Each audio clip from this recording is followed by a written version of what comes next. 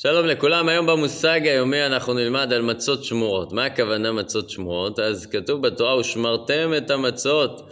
ומה הכוונה לשמור את המצות? זה את החיטים. החיטה כשלעצמה היא לא חמץ, זה כמו כל צמח שיש לנו שהוא לא חמץ. אבל ברגע שנוגע בחיטים מים, זה מחמיץ אותם, וזה בדיוק החמץ שאסרה לנו התורה. ולכן צריך לשמור על החיטים שלא יגיע בהם מים. עכשיו יש מחלוקת מאיזה שעה צריך לשמור על החיטים שלא יגיע בהם מים.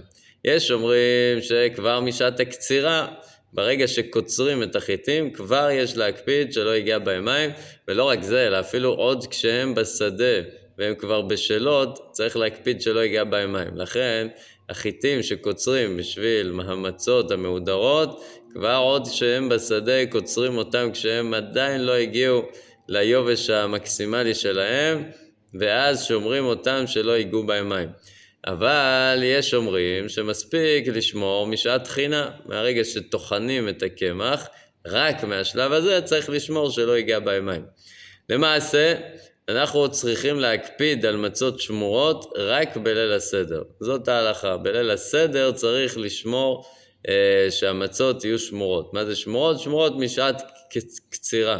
כפי שנראה בסופרים וכדומה, המצות שהן שמורות הן הרבה יותר יקרות, כי זה עכשיו מובן, העלויות של ההשגחה, שכבר עוד מהקציר, אנחנו צריכים להקפיד על כל מיני דברים, אז יש לזה עלויות. לכן, אבל לא צריך לקנות לכל החג מצות שמורות, מספיק לליל הסדר מצה שמורה, ששוב הכוונה שהיא שמורה משעת הקצירה, ובכל שעה פסח מספיק לקנות מצות רגילות. אלא שמה? מצות רגילות, יש גם הבדל בין מצות רגילות לא שמורות למצות מהודרות לא שמורות. כלומר, זה שזה לא שמור, זה לא אומר שהכל אותה רמה.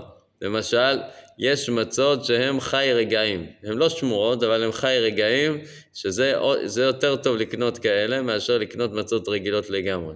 הכל זה מותר, הכל זה בסדר, הכל זה כשר. אבל צריך לדעת שיש בזה גם בזה כל מיני דרגות. למשל, מצות שהן לא חי רגעים, זה אומר שניקו את המכונות שם במפעל של המצות פעם לא כל 18 דקות עוצרים ומנקים.